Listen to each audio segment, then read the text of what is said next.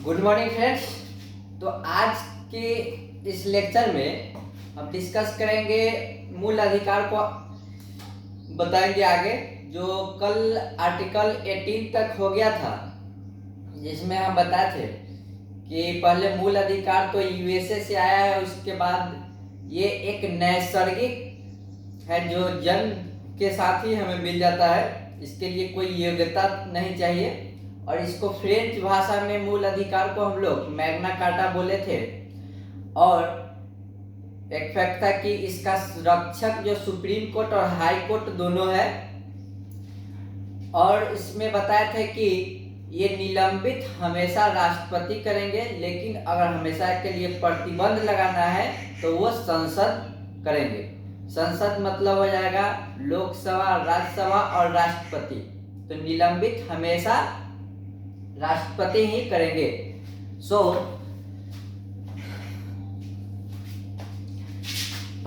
तो उसके बाद आर्टिकल 12 को डिस्कस किए थे कि जिसमें हम बताए थे कि आर्टिकल 12 में परिभाषा है और 13 में अल्पीकरण है, कि रोकता है, परिभाषा है और अल्पीकरण है। ये दोनों खास इंपॉर्टेंट नहीं था। आर्टिकल 12 और 13 में अल्पीकरण जो कि हमारा सीमा बताता है कोई भी चीज का, जो सभा करना है या फिर कहीं भी, तो उसका एक दायरा कितना तक रहेगा उसको बता रहा है। और 14 में हम बताए थे विधि के समक्ष समानता। 15 में जाति, धर्म, लिंग, जन्म स्थान के अनुसार भेदभाव नहीं कर सकते हैं। 16 में था लोक नियोजन। 17 में अस्पृश्यता था, अनटचेबिलिटी। और 18 में था उपाधि का अंत, इवोल्यूशन ऑफ टाइटल था। तो वहां तक हम डिस्कस किए थे। और आज हम आर्टिकल 19 को डिस्कस करेंगे। आर्टिकल 19 काफी इंपॉर्टेंट है क्योंकि इसमें विभिन्न प्रकार की स्वतंत्रता मिली हुई है। और इसमें हम देखेंगे कि आर्टिकल 19 को संविधान का रीढ़ कहा जाता है, क्योंकि इसमें विभिन्न प्रकार का स्वतंत्रता दिया गया है। मेरुदंड जिसको बोलते हैं, शरीर का अगर कोई भार रहता है, पूरा स्ट्रेट करना रहता है, तो वो बैकबोन वो करता है। तो इसीलिए संविधान को रीढ़ कहा गया है आर्टिकल 19 को। इसमें कहा गया है, सबसे पहले इसमें 7 प्रकार की राइट दिया गया है। ये सभी आर्टिकल 19, 20, 21 ये सब स्वतंत्रता का अधिकार देता है। 14 से 18 तक समानता का अधिकार था। कहीं ना कहीं देखिएगा तो 14 में था विधि के सब समान है। उसके बाद जाति धर्म के अनुसार समान कर रहा है। उसके बाद सरकारी नौकरी, लोक नियोजन में समानता दे रहा है। 17 में छुआछूत न करके उसके लिए समानता दे रहा है। और 18 में उपाधि नहीं रखने देकर उसको सभी को समान एक तरह से देख रहा है। और 19, 20 और 21 में देखेंगे कि इसमें स्वतंत्रता का सब अधिकार दे रहा है। इसमें स्वतंत्रता है कि हम कहीं भी सभा कर सकते हैं, कहीं भी संगठन बना सकते हैं, कहीं भी हम घूम सकते हैं, कहीं भी हम अपना संपत्ति खरीद सकते हैं, व्यापार कर सकते हैं। तो वहाँ 19 के 1 में आ जाता है सबसे पहले राइट टू एक्सप्रेस, अभिव्यक्ति। राइट टू एक्सप्रेस, अभिव्यक्ति का स्वतंत्रता इसमें दिया गया है कि आप इस में कोई भी चीज को आप कहीं भी एक्सप्रेस कर सकते हैं। इसी में ही पुतला जलाना का अधिकार दिया गया है। आप किसी नेता का पुतला अगर रोड चौराहा पे जलाते हैं तो वो अधिकार इसी में दिया गया है। और इसमें मीडिया का, जो भी प्रेस का स्वतंत्रता दिया गया है। आरटीआई, राइट टू इंफॉर्मेशन जो लेते हैं हम लोग, उसका अधिकार इसी में दिया गया है। राइट टू इंफॉर्मेशन या फिर जवाब देते हैं, उस सभी चीज राइट टू एक्सप्रेस में आ जाएगा, अभिव्यक्ति की स्वतंत्रता में आ जाएगा 19 के 1 में जो है। उसके बाद इसमें है 19 के 2 में है।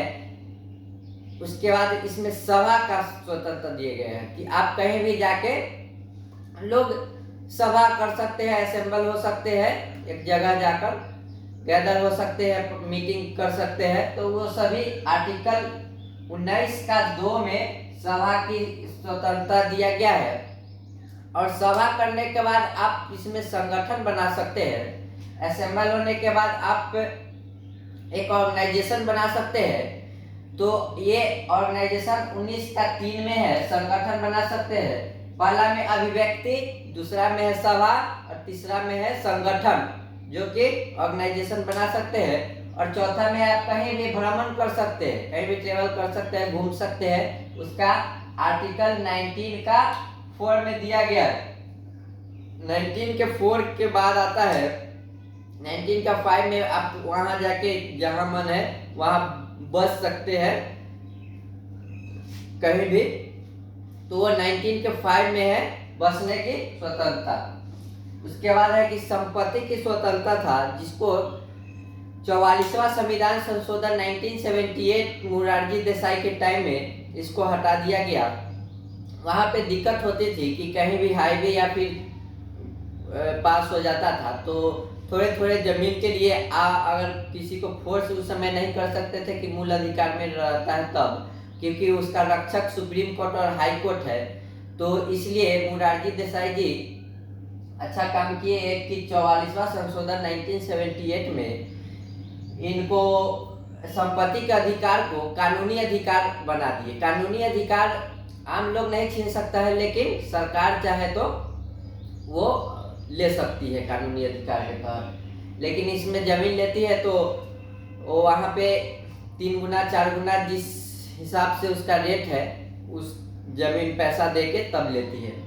हाँ, हालांकि उसमें क्योंकि हम लोग रजिस्ट्री या फिर कहीं खरीद बिक्री भी करते हैं, तो जो प्राइस एक्चुअल में जो वहाँ पे लिखाता है मेंटेन होता है वो बहुत कम रहता है, और अलग से और पैसा दे देते हैं जिससे कि आपका टैक्स कम लगे। तो उस समय आपको जब सरकार पैसा देगी तो उसी अनुसार आपको 3 गुना 4 गुना बढ़ा कर देगी, तो उसमें थोड़ा बहुत कम रहता है। लेकिन संपत्ति का अधिकार को अभी कानूनी अधिकार कर दिया गया है, इसको अभी हटा दिया गया है। और उसके बाद है लास्ट 19 का 7वां, जो कि व्यापार का अधिकार दे रहा है हम लोग को, कहीं भी जाके आप व्यापार कर सकते हैं। तो ये था 19, इसीलिए इसको संविधान का लीड कहा गया है, क्योंकि इसमें विभिन्न प्रकार की स्वतंत्रता दे रहे हैं। क्योंकि सबसे पहले तो इसमें हम लोग अभिव्यक्ति, राइट टू इंफॉर्मेशन इसी में आ जाएगा, मीडिया का, प्रेस का, पुतला फूकने का, सब चीज इस राइट टू एक्सप्रेस में अभिव्यक्ति के स्वतंत्रता में आ जाएगा। 19 के 1 में है अभिव्यक्ति के स्वतंत्रता। उसके बाद है सभा का, उसके बाद है संगठन, उसके बाद है इसमें कि आप कहीं भी जाके भ्रमण कर सकते हैं, वहां पर बस सकते हैं। और उसके बाद वहां पर आप संपत्ति तो अब हटा दिया गया, अर्जित कर सकते हैं, लेकिन आपका कानूनी अधिकार अब ये है, मूल अधिकार हटा दिया गया। उसके बाद व्यवसाय कर सकते हैं वहां पे। तो ये था 19। और अब बात करेंगे हम आर्टिकल 20 में, कि जिसमें आर्टिकल में 3 प्रावधान किया गया है। सबसे पहले है कि इसमें डबल जो एक्स पोस्ट फैक्टो है, सबसे पहले एक्स पोस्ट फैक्टो जो होता है, सजा जो है इसमें अपराध के समय का ही मिलता है।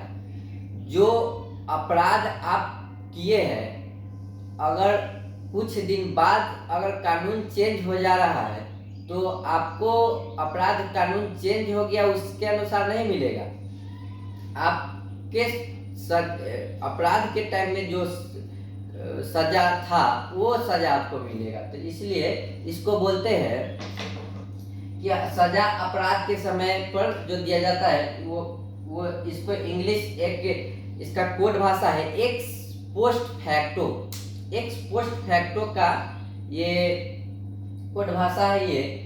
तो इसका मतलब होता है कि सजा जो है आपको अपराध के टाइम जो कानून है, वो अगर मान लिए कि अभी चोरी करने का सजा 6 महीना का है और बाद में वो जाकर अगर चोरी करने का सजा कुछ दिन बाद अगर चेंज हो जाता है कानून और उसमें मर्डर सॉरी उम्र कैद हो जा रहा है मान लीजिए, तो आपको जो सजा है वो उम्र कैद वाला नहीं मिलेगा, क्योंकि आपका जो अपराध था वो कानून बाद में बना है। उससे पहले जो बना था एक दामिनी हत्याकांड जो मामला था, उसमें रेप और गैंगरेप वाला जो मामला था, उसमें देखे थे आप कि एक लड़का 17.5 साल का ही था, तो जिसके कारण उसको जुवेनाइल कोर्ट में रख दिया गया था नाबालिग के कारण।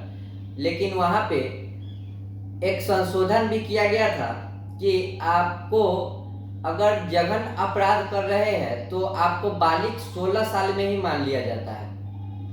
लेकिन इस कानून के वजह से ही इस आर्टिकल का 20 का एक जो एक्स पोस्ट फैक्टो है, इसी के वजह से वो लड़का बच गया कि आपको जो ये कहता है एक्स पोस्ट फैक्टो की सजा आपको वही मिलेगा जो आपके अपराध करने के टाइम में जो सजा है, न कि बाद में अगर संशोधन करके अगर चेंज कर दिया जा रहा है तो वो आपको नहीं मिलेगा। तो वो उसको तो नहीं मिला, लेकिन अब कानून बन गया है कि ऐसे बालिग 18 साल में होते हैं, लेकिन जघन अपराध अगर करते हैं तो उसमें आपको इसमें 16 साल में ही बालिग मान लिया जाता है, लेकिन उस पर नहीं लगा एक्स पोस्ट फैक्टो के कारण। दूसरा है डबल जियोपार्डी। इसमें कह रहा है कि आपको एक अपराध का एक सजा मिलेगा। डबल जियोपार्डी जो है, एक अपराध का 20 का 2 है डबल जियोपार्डी, एक अपराध का एक सजा मिलेगा। एक बार मान लिया कि अगर आप एक बार चोरी की और सजा अपना पूरा करके आ गए, ऐसा नहीं है कि फिर आपको पकड़ के जेल में डाल देगा कि हाँ आप फिर चलिए आप चोरी किए थे उस टाइम। तो एक बार आपको जो सजा मिल गया है, एक अपराध का एक सजा मिलता है। इसको हम लोग कोर्ट भाषा में डबल जियोपार्डी बोलते हैं। तो डबल जियोपार्डी मतलब एक अपराध का एक सजा। 19 का 1 में है एक्स पोस्ट फैक्टो सजा अपराध के टाइम वाला जो कानून में है वो मिलेगा। और दूसरा है 19 का 2 में डबल जियोपार्डी, जिसमें है एक अपराध का एक सजा। और 19 का 3 में है सेल्फ इंक्रिमिनेशन। आपका जो गवाही है वो आप अपने विरुद्ध आपको फोर्स करा के नहीं दिला जा सकता। तो उसमें आपको पुलिस आपके विरुद्ध अपना गवाही दिवाकर नहीं पूरा कर सकते हैं, तो वो सेल्फ इंक्रिमिनेशन इसको बोलते हैं। 20 के 3 में है ये, गवाही अपने विरुद्ध नहीं दिया जा सकता है।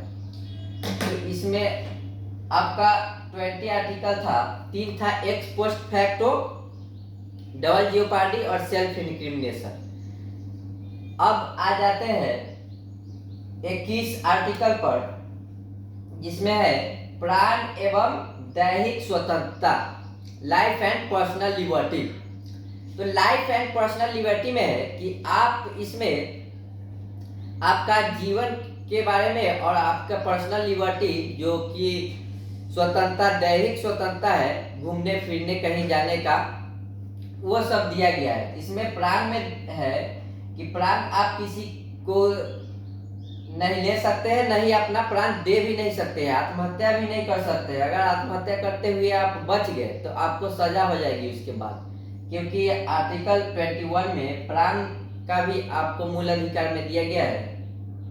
तो आप अपना जान भी नहीं ले सकते हैं, नहीं किसी का जान ले सकते हैं। आप आत्महत्या नहीं कर सकते हैं, पर्यावरण को दूषित नहीं कर सकते हैं।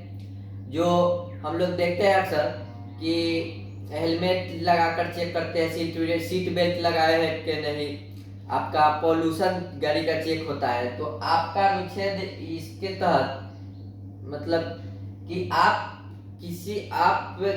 अपना रक्षा तो करेंगे ही करेंगे, सामने वाले को भी रक्षा करेंगे, इसलिए दारू पीकर भी चलाने नहीं दिया जाता है। तो इसमें प्राण का जो स्वतंत्रता है इसमें, और दैहिक स्वतंत्रता है कि आप कहीं भी एकांतवास रह सकते हैं, घूम सकते हैं, कहीं भी जाके बस सकते हैं। तो आपका ये प्राइवेसी है। कहीं कहीं आप देखते होंगे कि वीडियो में कि अगर कोई गर्ल और बॉय कहीं घूम रहा है तो उसमें कुछ लोग आपत्ति जताते हैं, तो वो लोग अड़ जाते हैं कि हाँ ये मेरा स्वतंत्रता है कि हम कहीं घूम सकते हैं या फिर रह सकते हैं। तो आपको यहाँ पे ये अधिकार दिया गया है, आप इसके तहत कहीं भी आप घूम सकते हैं। और इसमें बाद में एक संशोधन किया गया था जो कि इम्पोर्टेंट है, एडल्ट्री। इसमें है कि आप अगर व्यभिचार होता है, शादीशुदा के बाद भी अगर आपका किसी के साथ अफेयर है तो इसको कानून इसको अपराध नहीं मानती, आपका अधिकार इसमें मान रही है, आप लड़का हो या फिर लड़की। लेकिन इसमें आपके डाइवोर्स के लिए ये एक अगर सबूत है तो आपका मेन कड़ी मान लिया जाएगा और इसके तहत डाइवोर्स आपको दे दिया जाएगा। और इसमें डाइवोर्स में आपको कोई रहने सहने के लिए जो खर्चा भी मिलता है, एलिमनी मनी जो बोलते हैं उसको, तो वो नहीं दिया जाएगा अगर आप एडल्टी के तहत अगर डाइवोर्स हो रहा है तो, बेविचार के तहत। तो इसमें था लाइफ एंड पर्सनल लिबर्टी जो कि अनुच्छेद 21 में है। अब 21 का एक क है और सबसे एक इम्पोर्टेंट है, यहाँ पर पहले बता दूं कि आर्टिकल 20 जो है और आर्टिकल जो 21 है, इसको राष्ट्रपति निलंबित नहीं कर सकते हैं, नहीं संसद इसको कभी हटा सकती है। चाहे इमरजेंसी लग जाए, 352, 356, 360 कोई भी अगर इमरजेंसी भी अगर लग जा रहा है, धारा 144 भी लग जा रहा है, तब भी आपसे आपका ये आर्टिकल कभी भी निलंबित नहीं हो सकता है, नहीं इसको कभी हटाया जा सकता है। आर्टिकल 20 और 21 का, 20 और 21 को, 21 का नहीं, 20 और 21 को कभी भी आपसे नहीं छीना जा सकता है, कभी भी निलंबित नहीं किया जा सकता है इसको, इसलिए ये इम्पोर्टेंट है खास करके। और 21 के क बाद में इसको जोड़ा गया है, 6 से 14 वर्ष के जो भी बच्चे हैं उनको निःशुल्क शिक्षा दिया जाता है। 6 से 14 साल के बच्चे को 2002 में ही हालांकि इसको जोड़ा गया, लेकिन ये 2010 से सर्व शिक्षा अभियान से इसको स्टार्ट किया गया था कि 6 से 14 वर्ष के जो भी बच्चे होंगे उनको शिक्षा फ्री में दिया जाएगा, निःशुल्क दिया जाएगा। तो ये आर्टिकल 21 का क था, 21 के क में है 6 से 14 वर्ष का बच्चे को निःशुल्क शिक्षा। अब आ जाएंगे 22 आर्टिकल में। तो आर्टिकल 22 में जो है प्रिवेंशन अगेंस्ट अरेस्ट है, गिरफ्तारी से संरक्षण है। गिरफ्तारी से संरक्षण में देखेंगे आप इसमें कि आपको गिरफ्तार, इसमें 2 पार्ट है इसका, एक है कि आपको दंडात्मक है, एक है प्रिवेंटिव है, आपको बचाव के लिए है कि आपको दंड इसमें दिया जाता है। इसमें है कि सजा के बाद है आपका, दंडात्मक जो है लगता है सजा करने के बाद है, लेकिन सजा को रोकने के लिए, सजा न अपराध को रोकने के लिए निषेधात्मक लगाया जाता है, प्रिवेंटिव। मतलब आपको वहाँ प्रिवेंटिव डिटेंशन कर लिया जाता है कि आपको बचाव के लिए कि आप अपराध न करें, इसके लिए ये लगाया जाता है। तो आर्टिकल 22 में है गिरफ्तारी से संरक्षण, प्रिवेंशन अगेंस्ट अरेस्ट। तो इसमें आप देखेंगे कि दंडात्मक में कि आपको अगर अरेस्ट किया जाता है तो सबसे पहले तो आपको एक वारंट जरूर होगा उसके पास, तभी जाके ये जो है गिरफ्तारी से संरक्षण में 4 मेनली इंपॉर्टेंट होता है। सबसे पहले वारंट जो भी होगा वो वारंट जो FIR होता है उसी को वारंट बना कर ले जाया जाता है। उसके बाद है कि आपको 24 घंटे के अंदर आपको वहाँ पे जज के सामने प्रस्तुत करेगा।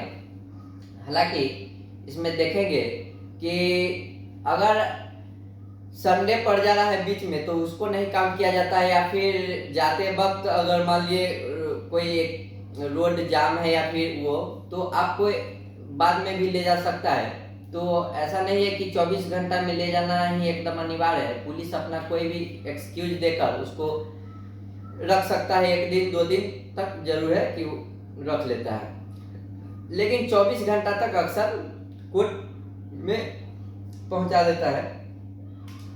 तो वहां पे देखेंगे कि सबसे पहले तो वारंट दिखाएगा, उसके बाद अगर आपको ले गया है पुलिस थाना तो आपको 24 घंटे के अंदर आपको जज के सामने प्रस्तुत करेगा और आपको वकील रखने का भी स्वतंत्रता है कि आप वहां पे जाके वकील भी रख सकते हैं। सबसे पहले तो वारंट, दलील, उसके बाद है अपील कर सकते हैं 24 घंटा के अंदर में न्यायालय में जाके, उसके बाद वकील, दलील,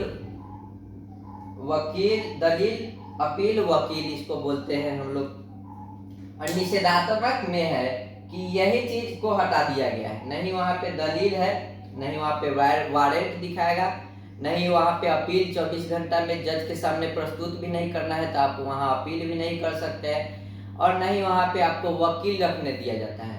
तो इसको हम बोलते हैं बिना दलील अपील वकील वाला, ये जो प्रिवेंटिव डिटेंशन है इसको, ये जो है सर सिडनी रॉलेट एक्ट 1919 में जो आया था वो एक प्रकार का उसी का ये एक वर्जन है मान लीजिए। तो क्योंकि सर सिडनी रॉलेट एक्ट में था कि बिना कोई कारण बताए ही आपको उठा के ले जा सकता था। इसको सर सिडनी रॉलेट एक्ट को असल में नाम है एनार्किकल एंड रिवॉल्यूशनरी एक्ट। तो इसको 1919 में आया था और इसको बाद में जो भारतीय संविधान में इसको जोड़ा गया है। तो इसमें था कि अगर कोई भड़काऊ भाषण दे रहा है या फिर कोई ऐसा आदमी है जिसके कारण कोई उपद्रव या फिर किसी का जान जा सकता है, तो उसको रोकने के लिए उस आदमी को पहले ही डिटेन कर लिया जाता है, उसको कैद कर लिया जाता है। इसमें इसको थोड़ा सा और बेहतर बनाने के लिए बाद में इसको संविधान में संशोधन करके ये आफ्स्पा जो होता है, पूर्वोत्तर राज्य में ज्यादातर, नागालैंड बहुत आसान था तो वहां पर लगा था, armed force special preventive act था ये। तो इसमें जब आफ्स्पा लग जाता है उसके बाद वहां का जो थाना पुलिस का कोई भी होता है वहां पे उसका कानून न रह के वहां पे मिलिट्री पूरा पर कब्जा कर लेती है और उसके बाद मिलिट्री ही उससे डील करती है।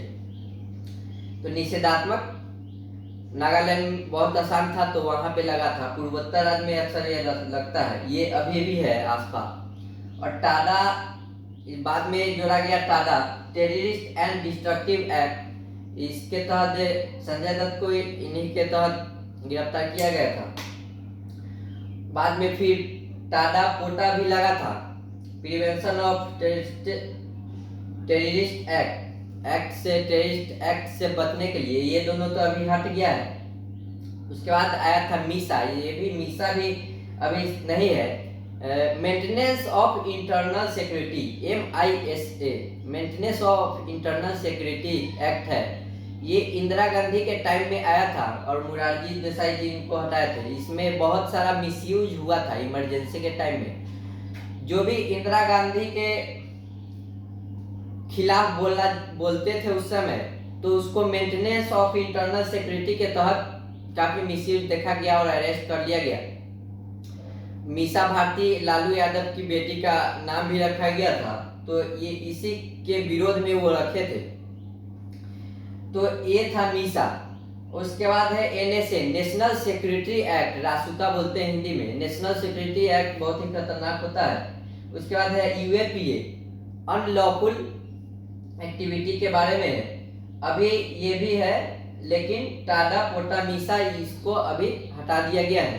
तो ये सब जो है निषेधात्मक है, प्रिवेंटिव डिटेंशन है, कि आपको सजा करने से ये रोकते हैं। जैसे कि अभी धारा 370 हटा है, उसमें इसका प्रयोग किया गया है और वहां के सभी जो भी यहाँ के लीडर थे, नेता, उसको प्रिवेंशन ऑफ डिटेंशन के तहत उन सभी को, उन लोग को हाउस अरेस्ट में ही रखा गया था, बाहरी कंटेक्ट से दूर करके वहां पे रखा गया था। इसमें है कि आपको वो भड़काऊ भाषण दे के वहां पे उपद्रव न मचाए, इसलिए उन लोगों को कैद कर लिया गया था। इसी आर्टिकल के गिरफ्तारी के संरक्षण में जो एक है निषेधात्मक प्रिवेंशन ऑफ डिटेंशन के तहत उन लोगों को, एक बार लाल कृष्ण आडवाणी जी आए हुए थे समस्तीपुर में, तो उनको लालू प्रसाद ने कलकत्ता में उनको जाके रखा था, हाउस अरेस्ट कर लिया था। इसी निषेधात्मक प्रिवेंशन डिटेंशन के तहत, प्रिवेंटिव डिटेंशन के तहत उनको हाउस अरेस्ट कर लिया गया था। या फिर अभी जो भी कश्मीर में धारा 370 के तहत जो भी महुआ मुफ्ती जो भी नेता थे वहाँ, उन लोगों को हाउस अरेस्ट कर लिया गया था। इसमें पुलिस आपको डायरेक्ट जाके अरेस्ट कर लेगी, नहीं आपको कोर्ट ले जाएगी, नहीं आपको वकील रखने दिया जाएगा। कम से कम इसमें पुलिस 3 महीना आराम से रख लेती है। उसके बाद अगर उसको बढ़ाना है समय, तो वो राज्य गृह मंत्री से आप वहाँ जाके बढ़ा सकते हैं कि हाँ इसको अभी नहीं छोड़ सकते हैं, कुछ दिन बाद इसको रिहा करेंगे। तो गृह मंत्रालय उसको 6 महीना तक कर सकती है। 6 महीना के बाद अगर आपको करना है तब आपको हाई कोर्ट जाना पड़ेगा, और हाई कोर्ट में वहाँ जाके, और ज़्यादातर होता है कि अभी वहाँ जो कश्मीर में हुआ है 1.5 साल तक करीब वो लोग हाउस डिटेंशन में थे। वहाँ पे हाउस डिटेंशन में आप आराम से रह सकते हैं, क्योंकि लेकिन आपको बाहरी कॉन्टैक्ट से दूर कर दिया जाता है। तो वहाँ पे आईबी वगैरह जो भी चीफ थे वो सब दिए कि हाँ इनको अभी छोड़ना सही नहीं है। तो कोर्ट भी वो जो दायरा था 1.5 साल तक कर दिया था, साल भर बढ़ा दिया था।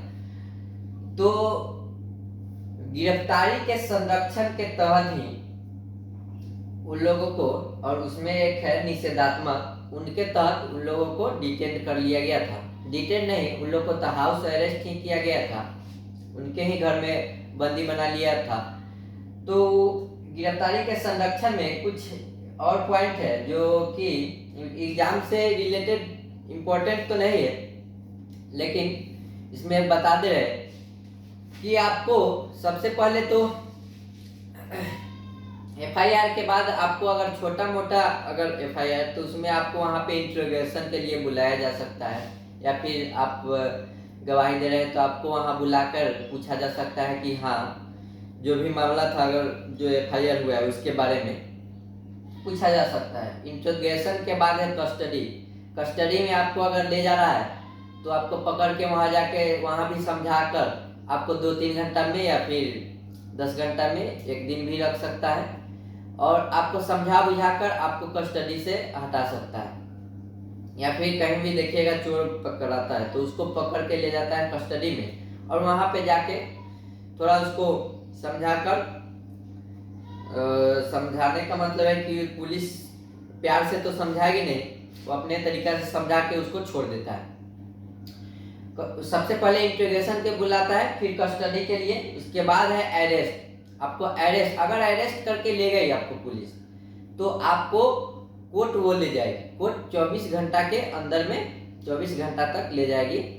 हाँ, उसमें रास्ता में जाने वाला समय नहीं जुड़ता है।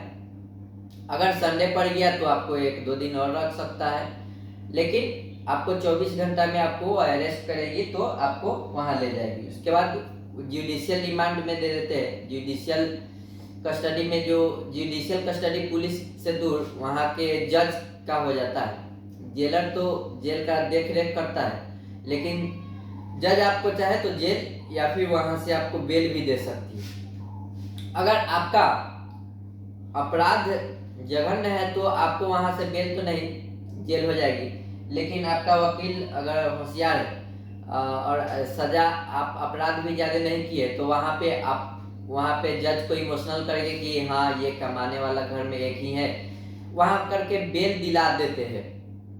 लेकिन अगर जघन्य अपराध है तो आपको वो भी नहीं दिलाएगी।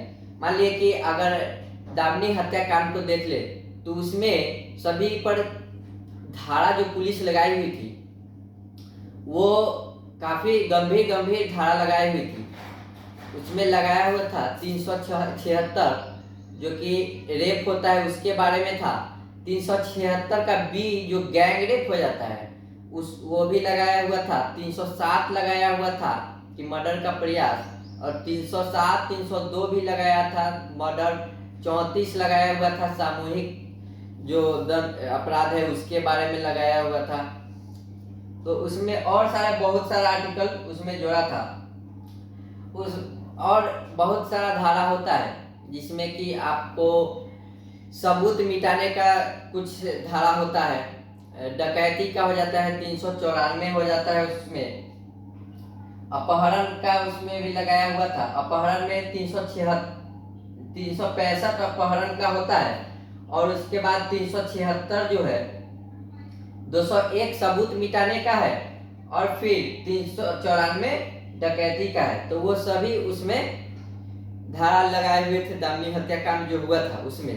तो उस मामले में आपको कभी भी जुडिशियल कस्टडी में जब वहां पुलिस ले गई तो कभी भी बेल नहीं देते हैं, वहां पे हमेशा जेल देते हैं। उसके बाद है पुलिस रिमांड। उसके बाद कुछ दिन पहले एक हत्या हुआ था जिसमें कि जला दिया गया था, पूरा सबूत मिटा दिया गया था। तो वहां पे पुलिस रिमांड पे मांगती है कि जज से कि हाँ कि हमें सबूत या फिर कहाँ से उसको घसीट के ले गया और कैसे जलाया उसको पता करने के लिए उसको जुडिशियल कस्टडी से पुलिस कस्टडी में अपना पुलिस मांगती है 15 दिन के लिए, लेकिन 14 दिन तक अमूमन मिल जाता है।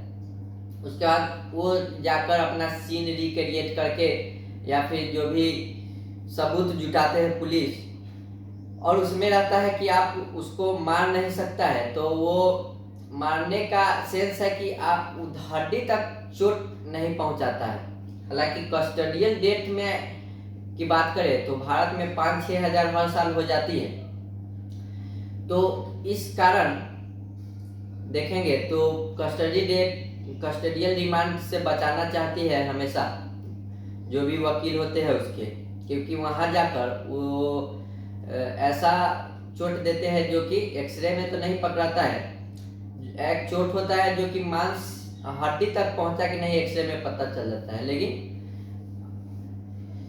तो इस प्रकार जो कुछ बात इम्पोर्टेंट थे एग्जाम से रिलेटेड तो नहीं थे, लेकिन सबसे पहले इंट्रोगेशन था, कस्टडी उसके बाद है, उसके बाद अरेस्ट कर लेता है, उसके बाद जुडिशियल रिमांड में ले जाता है जज के पास। उसके बाद पुलिस अपना पुलिस की कस्टडी में मांग सकता है 14 दिन के लिए।